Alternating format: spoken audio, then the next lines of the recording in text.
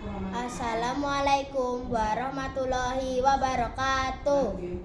Tepangaken nami kula Kadista Aurelia Putri saking SD Negeri Plumbon Setunggal. Badhe maos aksara Jawa.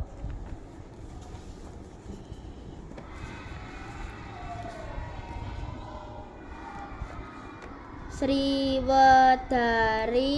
salah sawijining papan kang rame ing wayah wengi, luwih-luwih malem Minggu. Ing kana ana maneka warna tontonan lan dolanan kayata pagelaran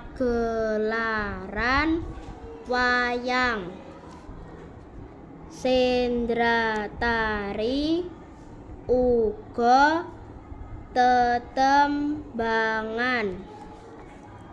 Bocah-bocah uga bisa numpak kemidi putar, ombak banyu, mobil senggol lan liya-liyane.